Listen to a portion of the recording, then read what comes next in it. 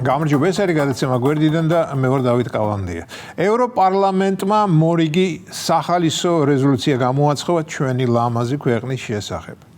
ყურადღებით ვაკვირდებოდით თუ როგორ მიდიოდა ევროპარლამენტის სხდომათა დარბაზში დებატები საქართველოს თაობაზე და ღრმად შეშფოთებულმა გავიფიქრე რომ რაღაც დალპა დანიის არა ბრიუსელის სამეფოში. ცარიელი დარბაზი იყო, მეგობრებო, სრულიად ცარიელი და მხოლოდ გამომსვლელები გამოდიოდნენ ტრიბუნასთან, ცარიელ დარბაზს მიმართავდნენ და თითქმის ყველა ტალახს ასხამდა ჩვენს ქვეყანას.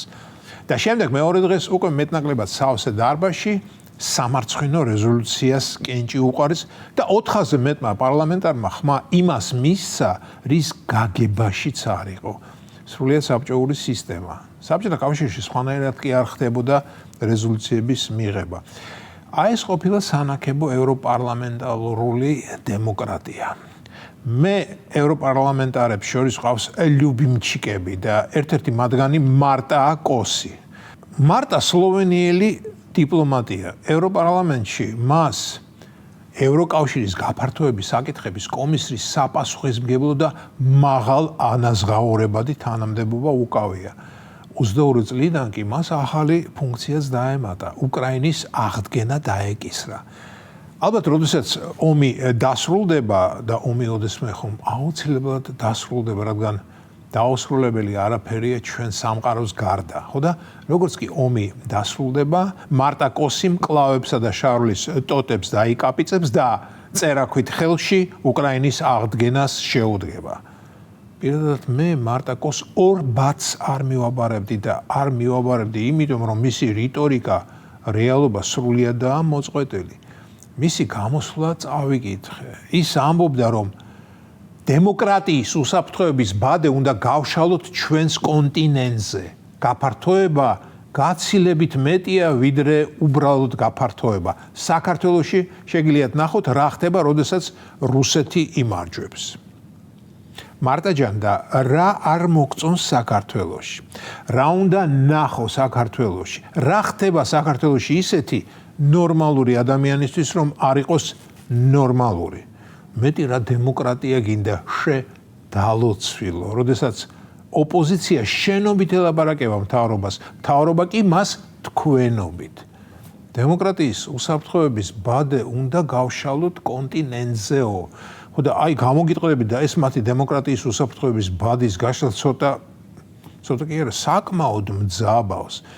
ჯერჯერობით მათი დემოკრატიის უსაფრთხოების ბადე გაშლილ მდგომარეობაში მე არ მინახავს. რაც მინახავს და უკრაინა ამის მაგალითი, ისინი თუ ამას უსაფრთხოების ბადის გაშლას ეძახიან, მაშინ ნურას უკაცრავად. სრულიად შესაძლებელია რომ უსაფრთხოების ბადის გაშლას მარტა კოსი იმ ქვეყნების სისხლით აპირებს, ვინც ევროკავშირის წევრი ქვეყანა არ არის. რა განა თვითონ არ უთქვამთ, რომ სანამ უკრაინაში ომია, ევროპას მშვიდად ზინავსო. თვითონ გულუბრყილო უკრაინელების ამბობენ, რომ ჩვენ ევროპისთვის ვიბრძვითო. საინტერესო, უკრაინა რომ ევროკავშირის წევრი ყოფილიყო, განა რუსეთს ეს 4 წლის წინ აგრესიის წამოწყებაში ხელს შეუშლიდა? მეჭება, რადგან ევროკავშირი ოდითგანვე მხოლოდ ეკონომიკური კავშირი იყო და არა სამხედრო ბლოკი. სამხედრო ბლოკს სულ სხვა სახელი აქვს და ჩვენ მისი სახელი კონსტიტუციაში გვიწერია. ახლა კი ყველაზე მთავარი რის თქმაც მინდა მეგობრებო. ხშირად მიფიქრია, რატომ მოგცეს კანდიდატის სტატუსი, თუ კი წევრად მიღებას არც გვიპირებდნენ და უცებ ერთხელ არქიმედესნაირად გამინათთა გონება გადმოვხვდი აბაზანიდან და ვიყვირე ევრიკა. დიახ, მივხვდი, რატომ მოგცეს კანდიდატობა. იმიტომ რომ მე სულ კეფაში გვირტყან ხელი და მიგვითითონ, თითი დაგვიქნიონ, დაგტუქსონ, გლანძღონ, ჭკუა გვასწავლონ, ზევიდან ქვემით გვიყურონ და ჩვენთვის დამანგრეველი თავისთვის კი მათი გაგებით სარფიანი პოლიტიკა გაგვატარებინონ. კიდევ კარგი რომ ჩვენი მთავრობა ჩემზე გაცილებით უფრო გამჭრიახი აღმოჩნდა და იმაში, რასაც მე ამ დღეებში მივხვდი, დიდი ხანია იყო გარკვეული და წინააღმდეგობის გაწევა დაიწყო. და ის ევროპარლამენტარები კი ამაზე გიჟდებიან და სულ გვაყვედრიან თავიანთი გაურკვეველი კავშირის წევრობის კანდიდატობას.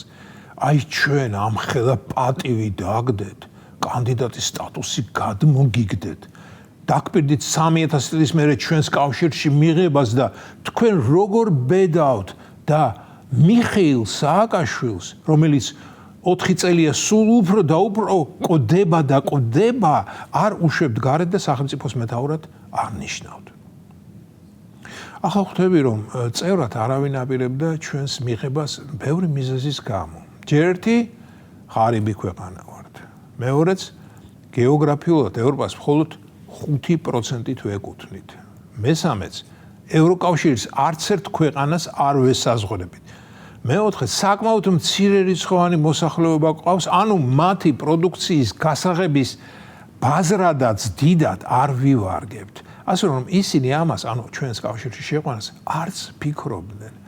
სამაგიეროდ ცხვირის წინ დიდი სტაფილო დაგვიკიდეს კანდიდატის სტატუსის სახით და კამანდრობენ მარცხნივ არ გაიხედოთ, მარჯვნივ მით უმეტეს ეს კანონი გააუქმეთ, ის კანონი გააქრეთ, რჯული შეიცვალეთ, სქესი გამოიცვალეთ, რუსეთს შეუტიეთ, ირანი და ჩინეთი დაამარცხეთ, ყელი გამოიჭერით, მამას დედა დაუძახეთ.